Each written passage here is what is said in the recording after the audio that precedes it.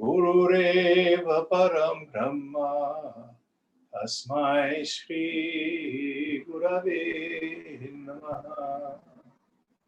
Chinmayam vyapyat sarvam trailokyam sacharacharam tatpadam darshitam yena tasmai shri gurave namaha. Tvameva mata cha pita Tvameva bandhuscha sakha Tvameva vedya dravinam Tvameva sarvam mama deva deva Tvameva sarvam mama deva deva. Jai Guru.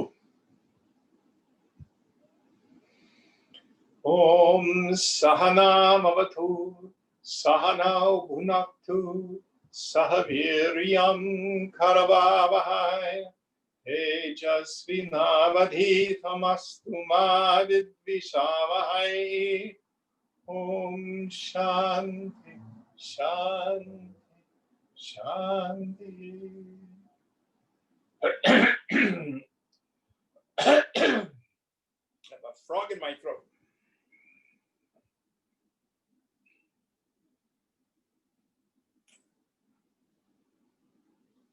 So we finished with the 16th verse last week. Can you all hear me? Yes. Yes. Yes. All right. We finished with the 16th verse last week, and the subject under discussion is this first teaching of Krishna to Arjuna, where he says in the 11th verse, you grieve for whom you should not grieve, though you speak words of wisdom. The wise grieve neither for the living nor the dead. And we had an introduction to what I call spiritual anthropology. So we talked about the stula sharira, the gross body, the meat lump, which is born, grows up, grows old, gets sick, and dies. It's what it does. Shankara calls it the Annamaya Kosha, the food sheath. Why? Because it consumes a mountain of food and produces a mountain of poop, and in the end is food for worms and fishes. That's what it does. And then we talked about what in English is frequently called the transmigrating soul, or the sense of our individuality or personality. The antakarana, the inner equipment. And this is comprised of the 5 organs of action, the 5 organs of knowledge, hands, feet, tongue, anus, and genitals, eyes, ears, nose, tongue, and skin. Okay. The prana, the vital energy, the mind, the intellect, chitta, our pool of individual awareness, which also includes memory, the ego sense, ahankara, and the vasanas, unconscious impressions. All that together we call the inner equipment, the antakarana. This is what moves from incarnation to incarnation. Remember last week, I killed the water cup. We had 2 cups, one with some water in it, and I took the water and I poured it from one cup into another, then crushed the cup. This is like the physical body that dies. The water, which is the antakarana, the transmigrating soul, moves into another body. But the self in you and me is like the space in the cup. So the existence of the cup does not create the space. Moving the cup does not move the space. The cup moves in space. The space does not move in the cup. When the cup is destroyed, what happens to the space? Nothing. So Atman, the self, is like space. And in fact, in one of our most famous scriptures, the Yoga Vasishta, our author uses the term Chidakash as a descriptor, points to the self. Chid means awareness, Chit, consciousness, Akash means space. So he's talking about the ground of being, the space of pure awareness. And then we had a question last week. What if I just don't believe in this stuff? If I have a scientific view of the world? Don't worry about it. You don't need to believe that the subtle body moves from physical body to physical body. It's not necessary. But this is what our scriptures teach. So it's my job to present this spiritual anthropology to you. Now, many people confuse the self with the physical body. Tell me about yourself. Well, I'm male, I'm 72, I live in Oakland, I'm too fat. You know, what am I doing? I'm describing my body. Even if I say, oh, I work for Facebook or I work for Google, well, what is it that goes to the office? It's my body. Oh, I really screwed up yesterday. I said awful things to a friend of mine. What said it? My body. So most of us are identified with the physical body. And in fact, we call that the Bijavasana. That's the seed attachment, the seed identification. And the most important one to sever. Others of us are identified with the subtle body. I think I'm my personality. Body changes as you go through life, but oh, it's the same me. You know, I've always been a stubborn person, you know, or I've always had control issues, or, you know, I've always been just incredibly foolish with money. You know, you can have some idea of self that has to do with ideas, thoughts, feelings, reactions, responses.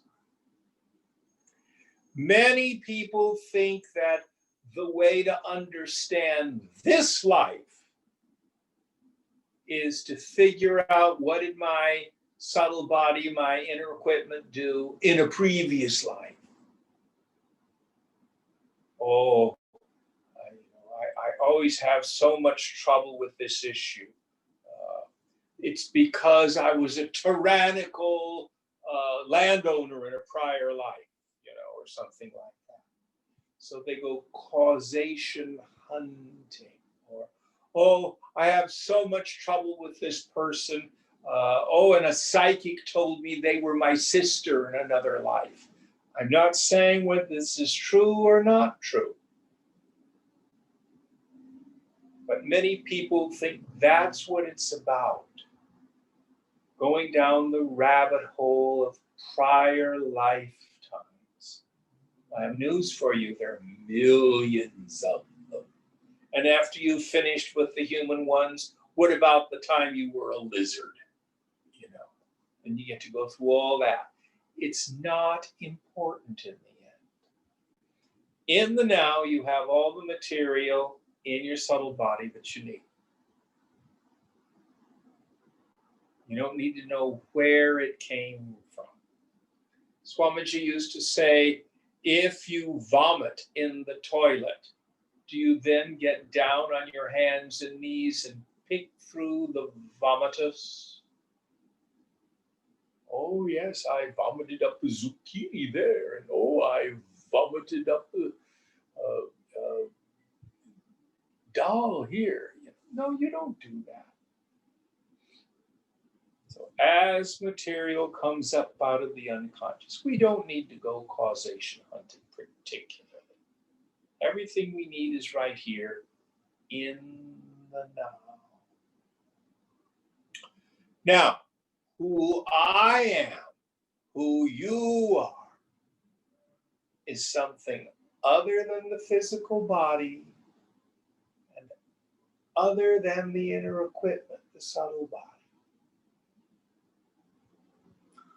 All the elements of the physical body are cognized as objects of awareness. I know my hand, I know my foot, I know my breath. It's the same with all the elements of the subtle body, the inner equipment. I know energy, I know the senses, I know feelings, I know thoughts, I know the rising and falling of ego. I know pure ignorance in deep sleep. Did you sleep well last night? Yes. How do you know? I don't remember a thing. Did you sleep well last night? No, I was up and down all night long. How did you know it? I was aware. Every time I got up to go to the bathroom, I was aware of it. So I know the presence and absence of ignorance in deep sleep, pure Basra. But that awareness is always experienced as the pure subject, as the ground of being. Let me see, do I need to do that? No, okay. All right.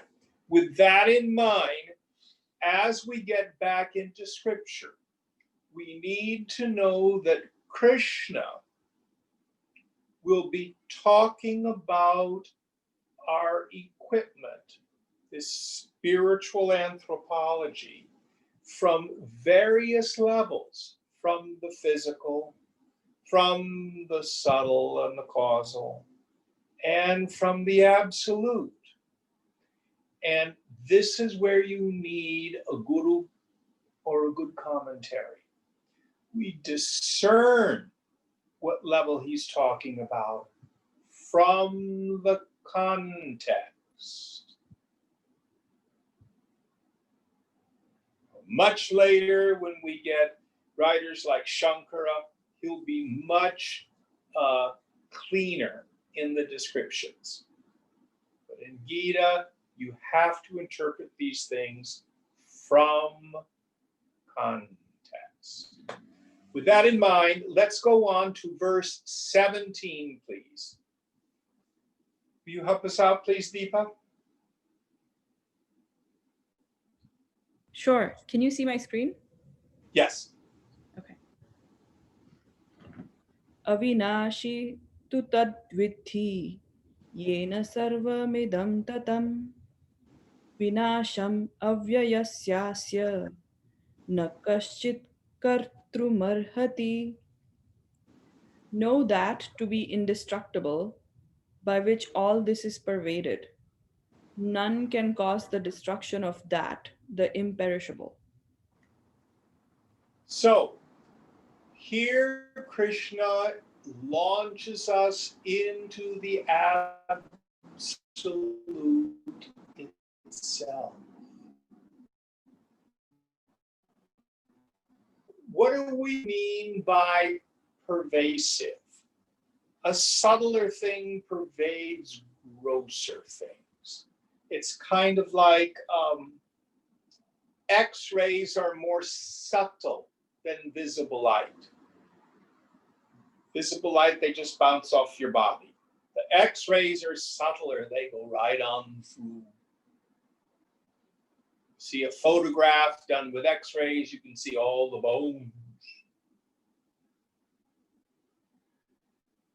So what is it that is the subtlest of the subtle that pervades everything? So here Krishna is talking about awareness as the very ground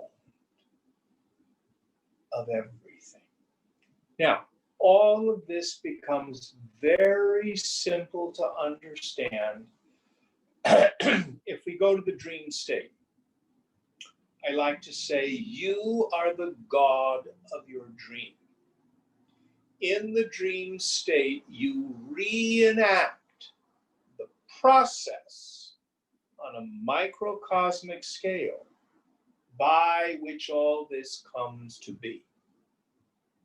So, if I have a dream that I go horseback riding in a field with a friend who's also on a horse.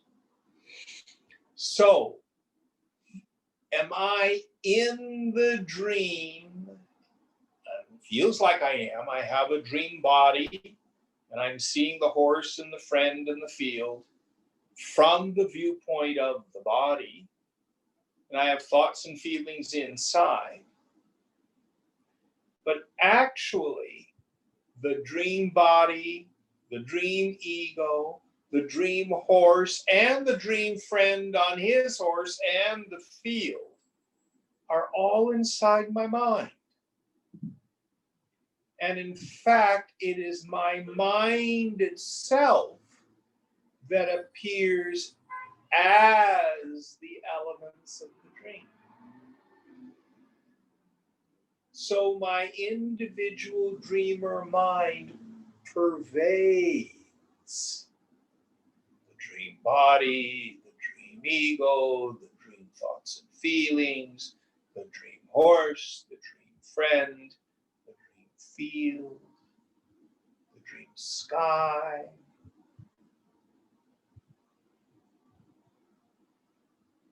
And if there's a fire in my dream, we go riding up to a forest, and all of a sudden there's a huge fire destroying the dream forest. It does not touch my mind. The stuff of my mind, chitta, manifests the fire. The fire doesn't burn it.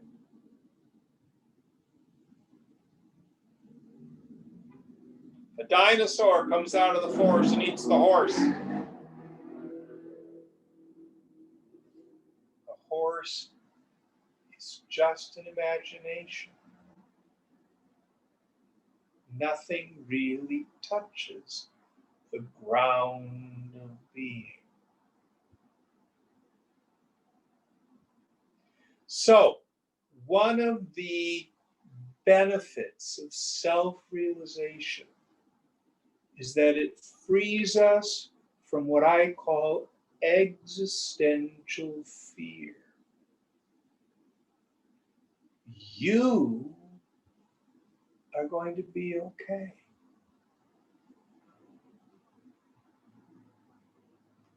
Even death, which is just death of the body, does not touch you.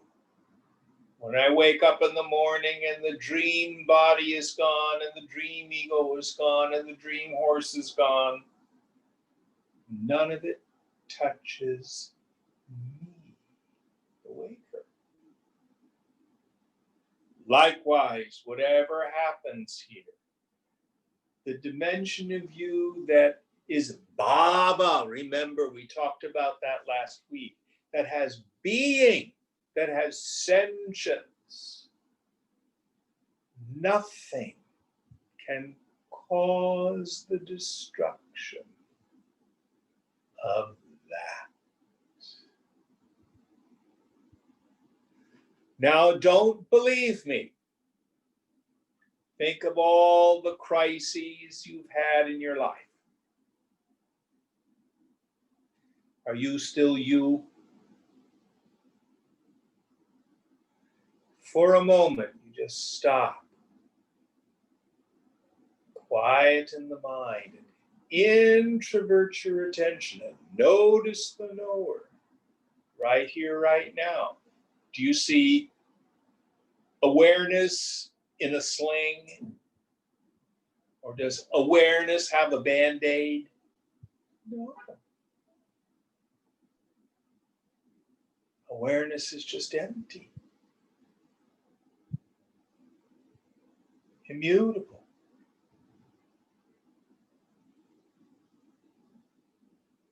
Untouched by anything. And whenever we stop and notice this knower, it's always the same. It is changeless. Achalam.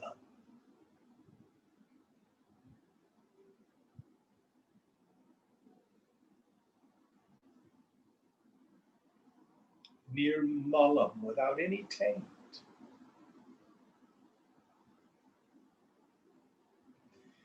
With this in mind, read the English of the verse one more time, please, Deepa. Sure. Know that to be indestructible, by which all this is pervaded. None can cause the destruction of that, the imperishable. That imperishable Avyayaha is you.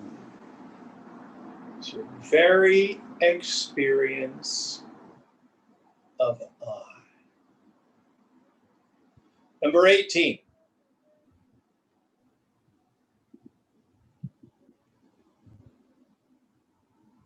Antavanta ime deha nityasyokta sharirinah anashinno prameyasya tasmadyuddhasya bharata. They have an end, it is said, these bodies of the embodied self. The self is eternal, indestructible, incomprehensible. Therefore, fight, O Bharata. So, here we have what's called a meditation verse. Now, a meditation verse we use to aid us in directly apprehending our self nature. Now, first of all, I'm going to tell you what doesn't work. If you and I are talking about the self and we objectify or externalize or conceptualize the self, oh, Deepa, well, what do you think about the self? Well, this is what I think about the self. As if it's like something out there hanging in the air. As long as we conceptualize, objectify, externalize the self, as long as we make the self an idea, none of this will be of any value to free us. So what we have to start with is a direct experience. Who sees the phone? That's yourself. There's not a higher self or a real self or right now I'm the Jivatman and I have to wait till I realize and get to the Paramatman like it's someplace other than here and now. No. We start with our direct experience. I am. I know. My problem is I superimpose upon that direct experience all sorts of ideas. Technical term for this in the literature is called adhyas, superimposition. I superimpose upon myself the qualities of the not self. And as we go through the next few verses, there's a meditation here that's implied, and it's called Drishya Viveka, the discrimination between the seer and the seen, as Swamiji used to say, the knower and the known, the subject and all the objects, the noumenon and the phenomenon. Subject is me, my direct experience of I. Atman. What is anatman? Anything that can be objectively known, meaning anything in the phenomenal world of objects. Anything in the subtle world of feelings, emotions. Anything in the intellectual world of thought.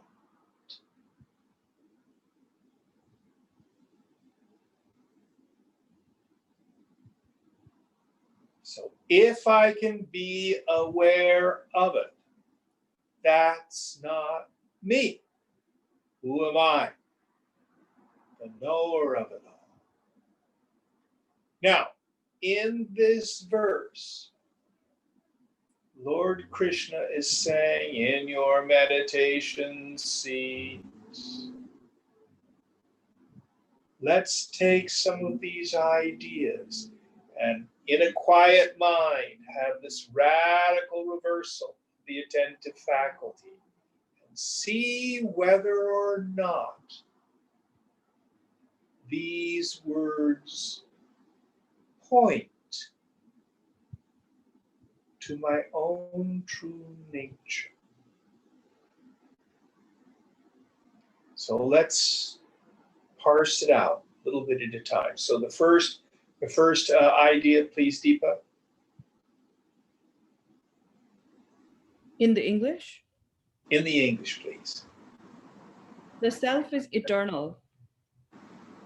Is that the beginning of the verse?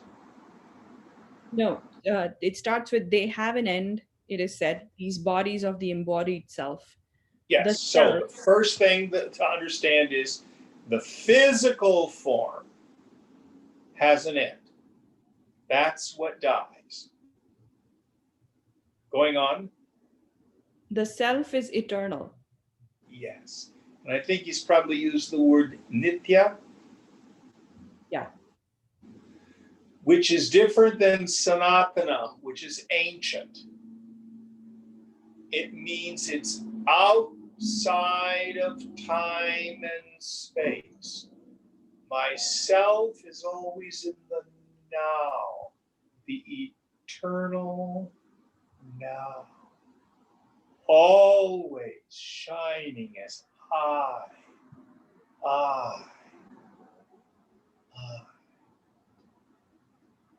Whatever happened to me in the past, who knew it?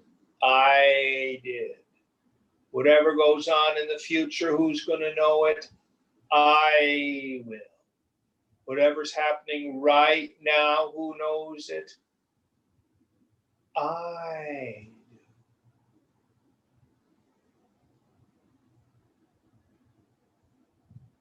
That first idea, with your attention introverted, see if you can find some time when you were not. Are you eternal? Well, I don't know if I'm ever going to cease to be. Don't worry about it. Stay with your direct experience. Oh, Tuesday of last year I ceased to be. Oh, you did? Uh-huh. How did you know it? You cannot ever deny.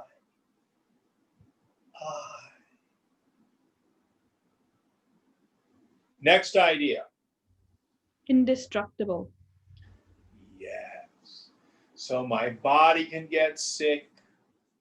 My waistline can be destructible. Jobs are destructible.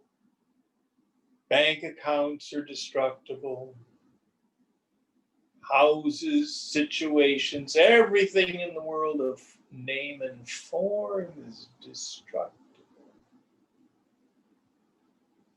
But nothing gets to me.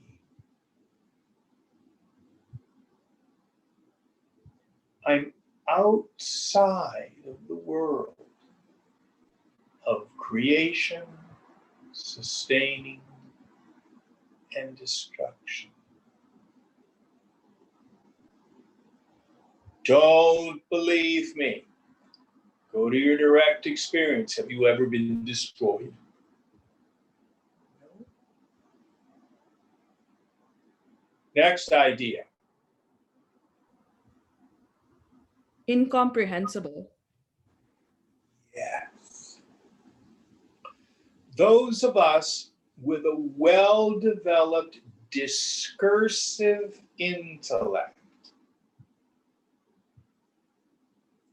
try to figure this out.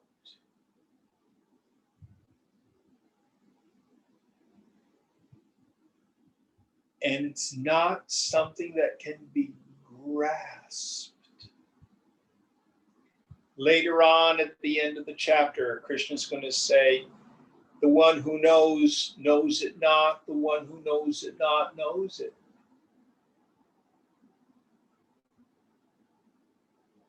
It becomes most clear when you unknow.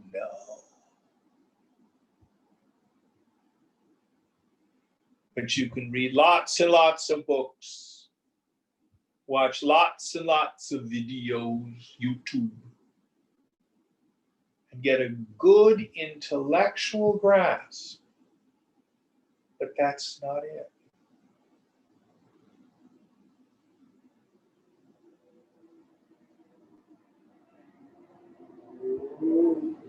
The self is that by which all discursive thought is known. But it's a deeper part of me. It's the ground of being, awareness that illumines discursive thought.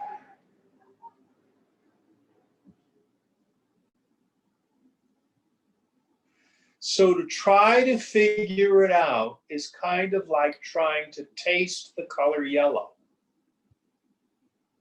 What does yellow taste like? It's the wrong instrument. What is the instrument for knowing myself? Self is its own instrument. The self is Swayambhu, self-evident. How do you know you are?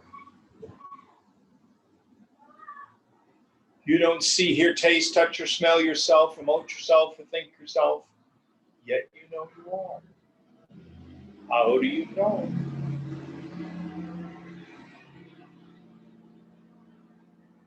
So it is beyond the discursive mind, unthinkable. Next idea. Therefore, fight, O Bharata. Yes. So, put the robot, the body, mind, intellect on automatic pilot. And let it do as it will, impelled by the force of its past. You are ever the untouched, uninvolved witness of it all.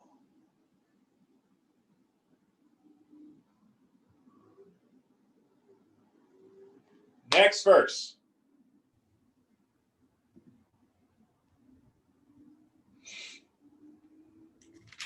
Verse 19. Ya enam veti hantaram yaschenam manyate hatam ubhato vijani vijanito nayam hanti na hanyate.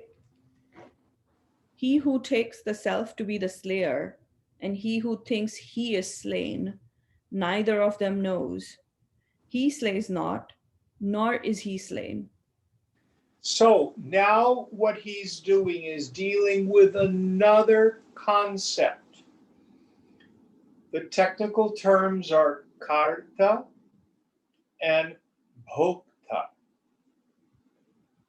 doer and enjoyer.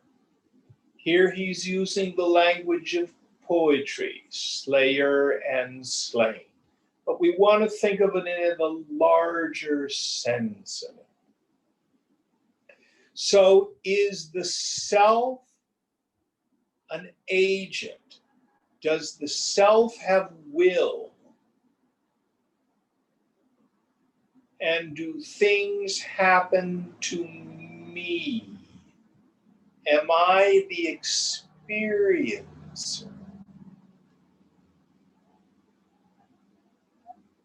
My karta, the agent, the doer, or bhokta, the enjoyer, or the experiencer?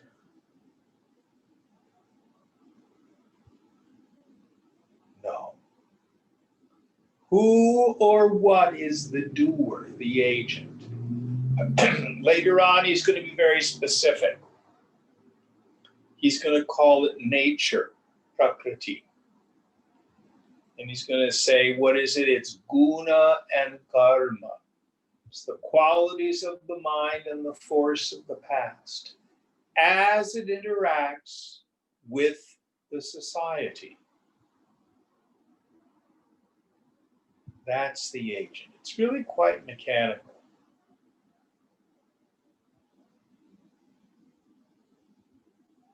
And what's the experiencer? It's just the mind with its reactions that then attributes to the body doership. I am the doer. And experiencer. All this is happening to me.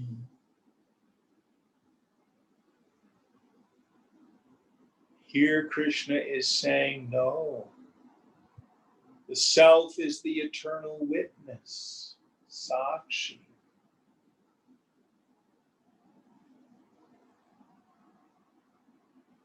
It's an illusion that the self is doing the doing.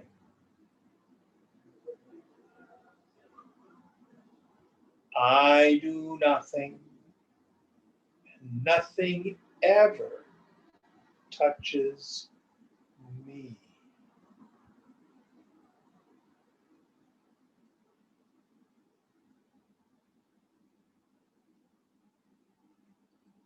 So there's an implied practice here, and it's called witnessing.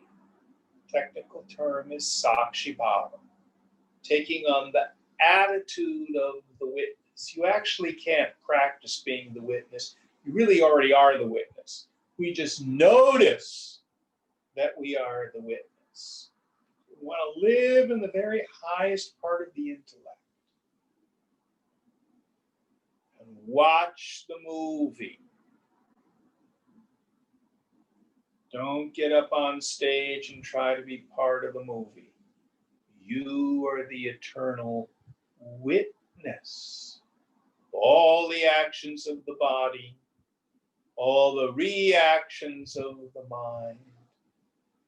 all the thoughts, both virtuous and vicious, of the intellect. I am not the doer. I am not the experiencer. I am not the slayer nor the slain. It's just the force of the past, qualities of mind. It's quite mechanical in the end. Quite mechanical.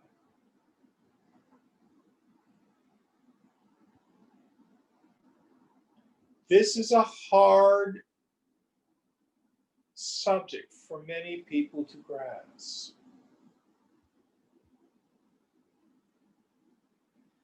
Way to experience it is keep checking out this vast empty ground of being, this Chidakash, this space of awareness itself, and see if that space in fact has any agency, or does an impulse to act arise and you witness it. Watch the body act on the impulse or not act.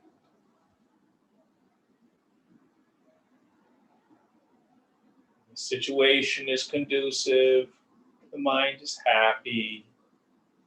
The situation is non-conducive, mind is unhappy. It's so mechanical.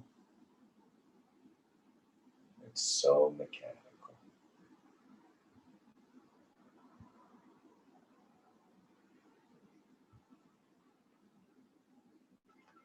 You are the untouched witness of it all. Any questions or thoughts on this? If it seems difficult to understand, just put it on the shelf. Keep doing our meditation, and when the idea comes around again, a penny might drop. You get the aha. Hey, Next Jim. one. Yeah. Sorry, Jim. It's fine. I do have a question on this if Yes, there's ma'am. good time.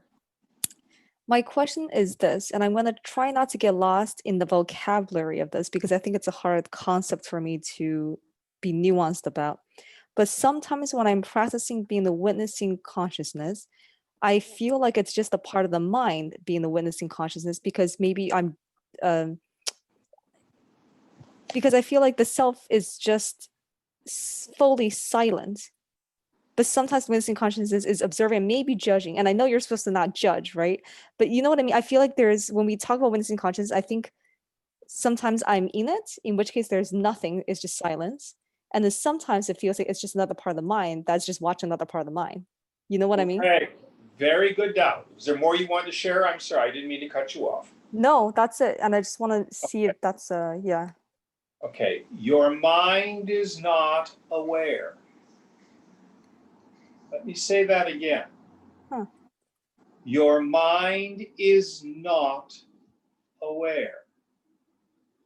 You are awareness.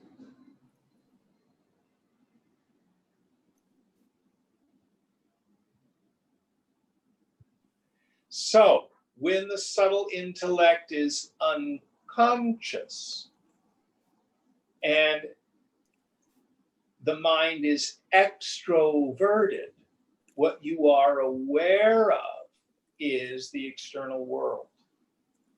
Mm-hmm. When you go to your therapist and they say, well, pay attention to what's really going on, and you realize, my boss reminds me of my father.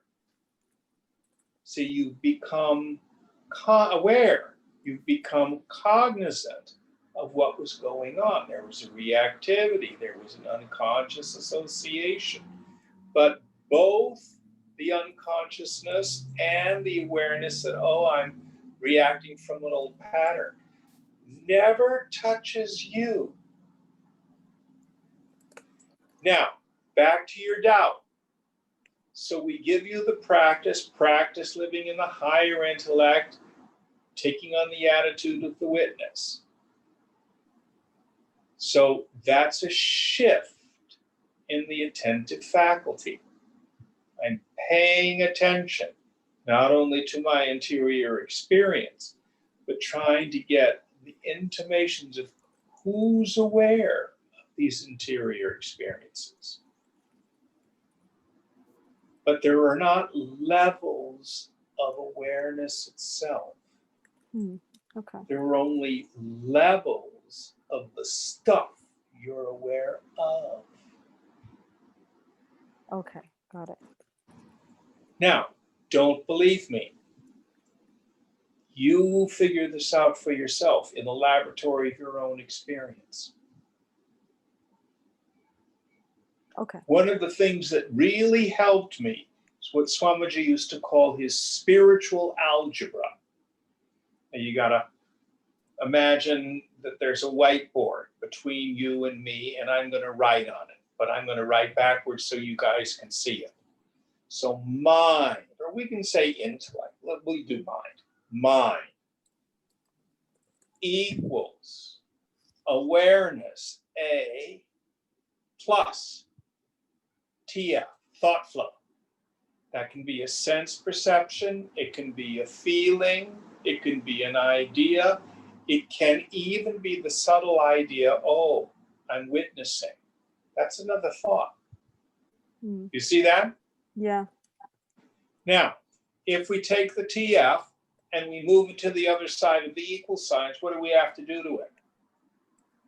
Subtract. Make a negative. So mind minus the flow of thoughts, TF, equals pure awareness. So listen carefully to what I said earlier. You can't really become the witness by practicing Sakshi Bhava. You only notice that you've always been the witness. Yeah. What I want you to figure out, Fang, is whether or not that witness ever undergoes any change. No. I think I just got sure? confused. Yes. I think it's I just think it's pink on Tuesdays. Pardon? I think it's pink on Tuesdays.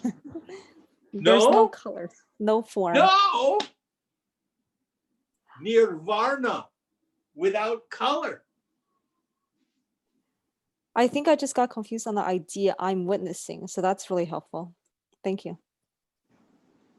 That's just another thought. Yeah. Are awareness. The mind itself is not aware.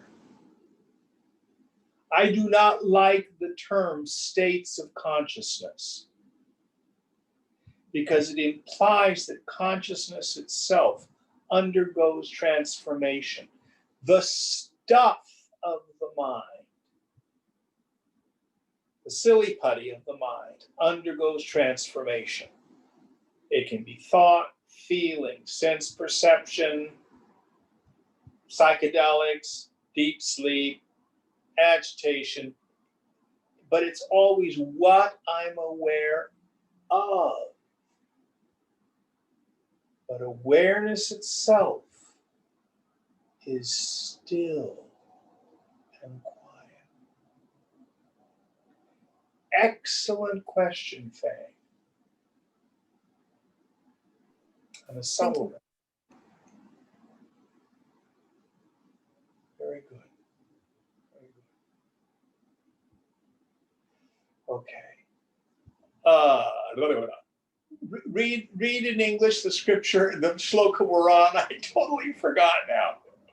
Sure. It's verse 19.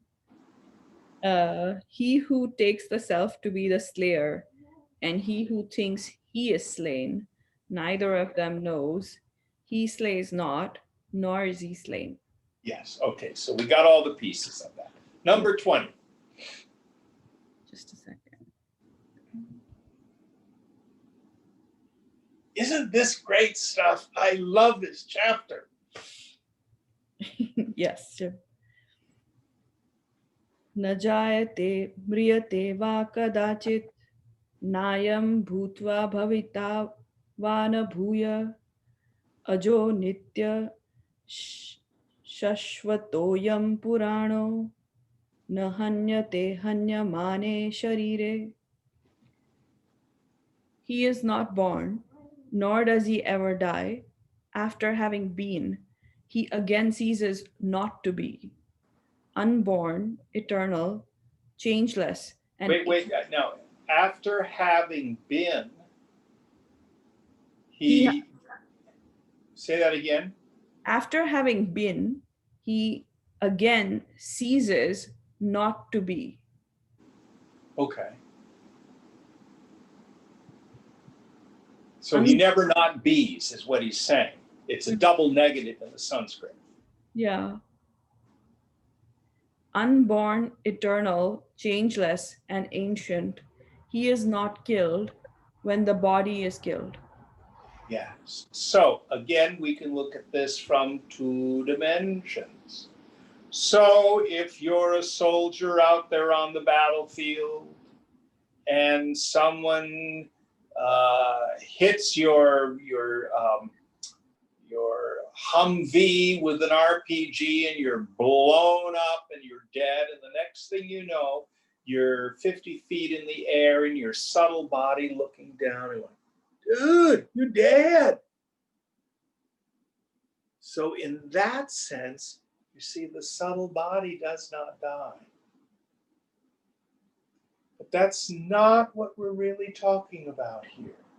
We're talking about the self itself. This consciousness, this pure awareness.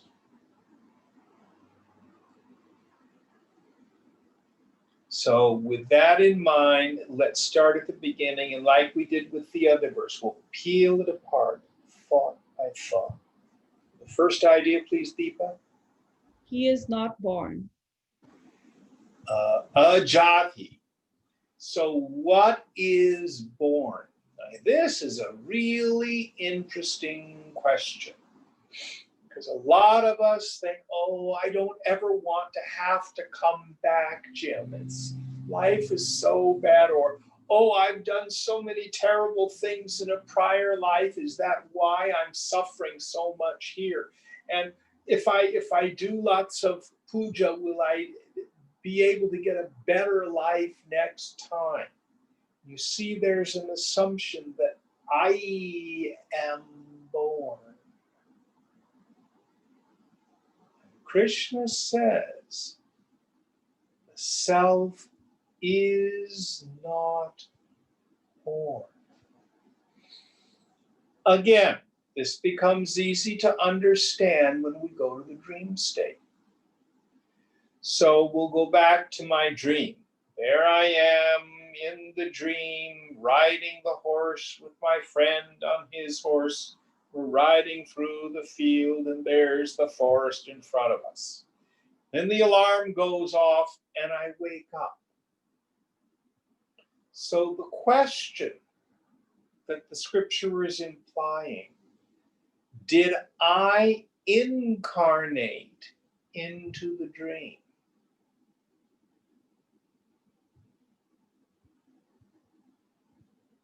Was I in the dream, or was the dream in me?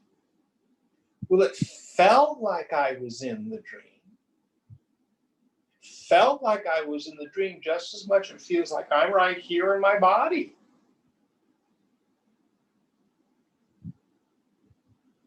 But were you ever born into the dream? So Krishna is saying it feels like you're born because you are identified with your body. The truth is, your body comes about in the same way as the dream body comes about. It's just a very long and very vivid dream. You are not born. Now, when you wake up from the dream, does the dream body die? The next night, do you dream? Do you go visit the graveyard where your dream body was buried from Monday night? No. You are not born, and you do not die.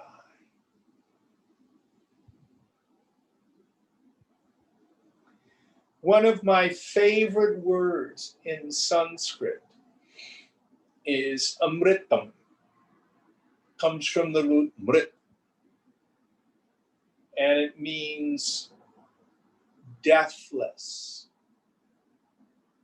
or beyond death. It also means nectar, which I've always loved. It's the nectar of knowing that I'm birthless and deathless.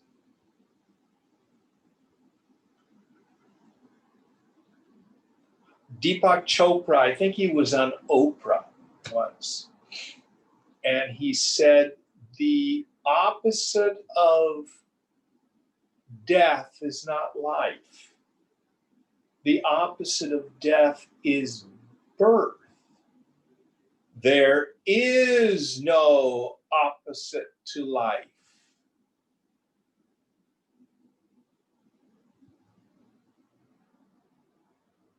You are birthless and deathless. Even in this one life that you can remember, your body has changed enormously. Science says you change all the cells every 7 years. Where did it go? Down the toilet, down the drain. But you did not cease to be for one moment. I tell you, at the moment of death, it'll be a lot more like getting a haircut. Right now, my hair is attached to me and I love it.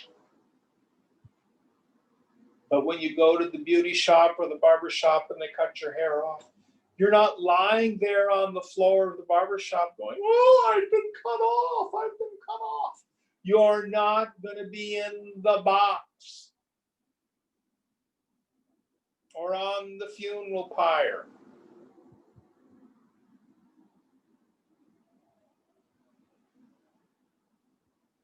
No.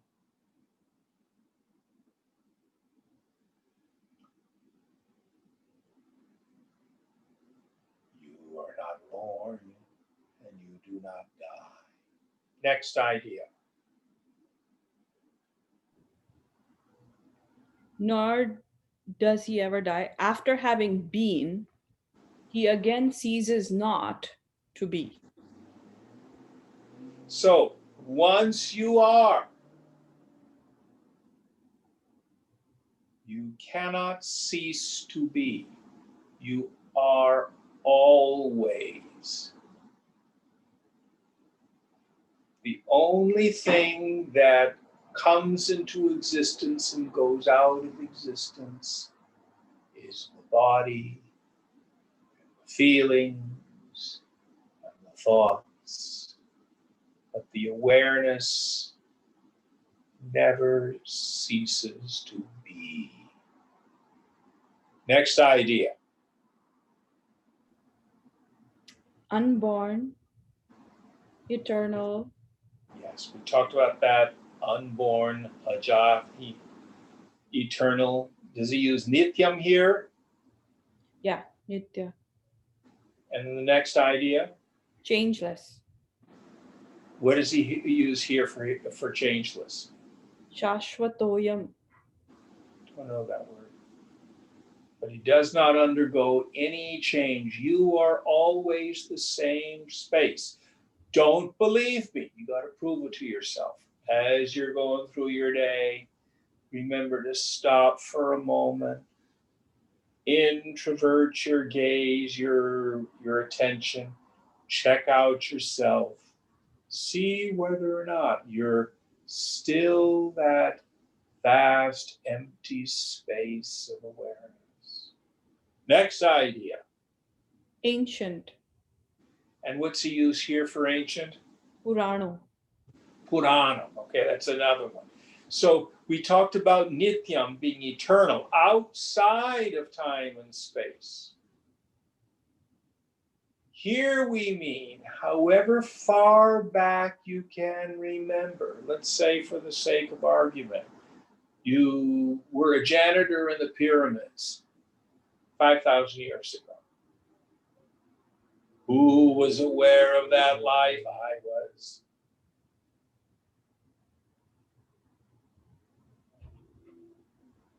Time occurs in you.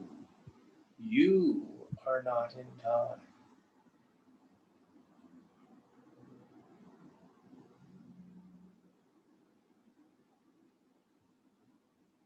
Next idea. He is not killed when the body is killed. Yes. Only the body dies. You are not touched by it. All right. This is a good place to stop. Was that 20 or 21? We stopped at 20, Jim. 20. So we'll do 21 next week. Okay, these are very, very dense and deep and subtle verses. Anyone have any questions?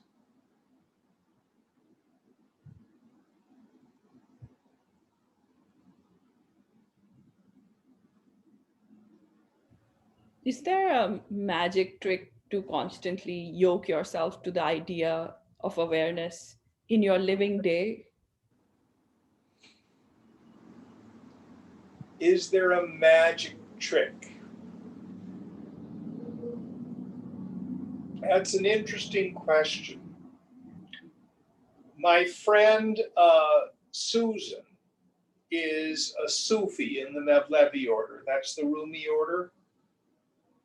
And when they get together, sometimes they call it sema when they dance, but other times they call it zikr.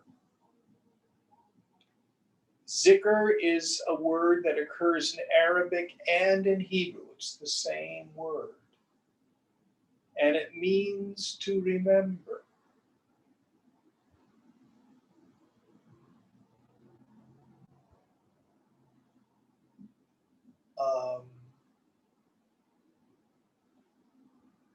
There's a beautiful Shankara Stotram, morning meditation, Pratasmarami Hriddi, starts out. And Swamiji's translated, in the early hours of the morning, I meditated my heart on the self. Well, it actually doesn't say meditate. What does smarami mean? Remember. I remember, yes. So this is where a sacred word, a mantra, or a bracelet, this poor stone that gets all the bad juju because it's the object of awareness. This is a Tibetan prayer stone, actually. The idea is you keep it in your pocket and you just touch it. Om Mani Padme Hum. Hum. Om Mani Padme Hum. Om Jewel of the Lotus. Mani Padme Hum. That's one of the Bija mantras. So it's just a way to constantly remember. So there's lots and lots of aids to turn the mind to remember yourself.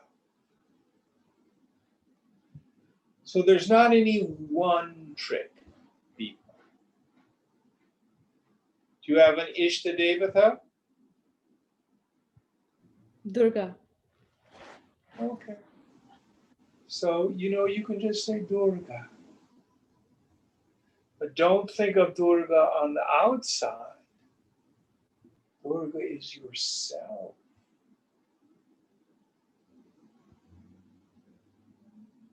She's Tripuri. She's the goddess, the knower of the three cities.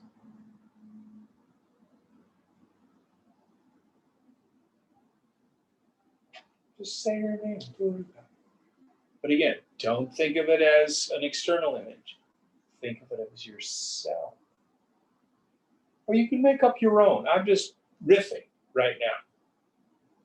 But the practice is, what do I do to remember?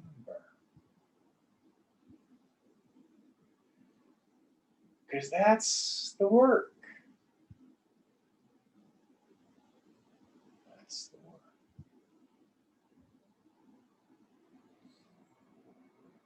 Is that useful? Yeah. Yeah. Thank you.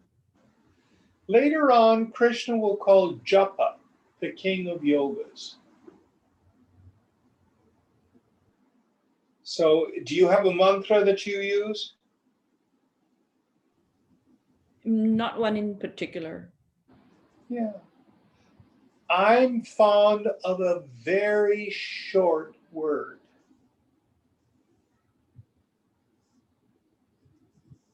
Just be God or Durga or Om.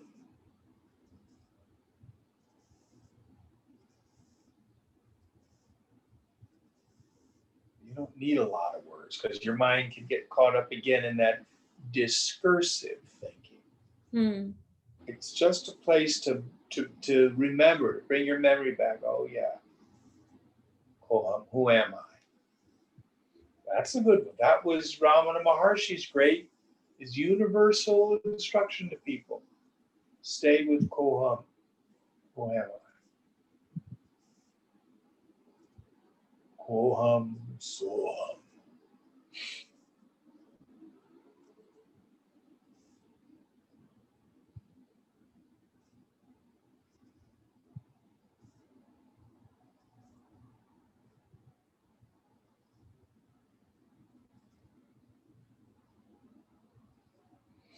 Any other questions?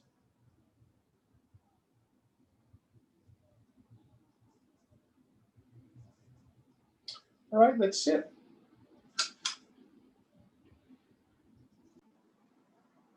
Purnamada Purnamidam Purnat Purnamudachyate Purnasya Purnamadaya Purnameva Vashishyate. Om Shanti Shanti Shanti.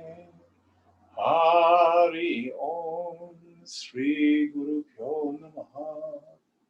Hari Om. That's it.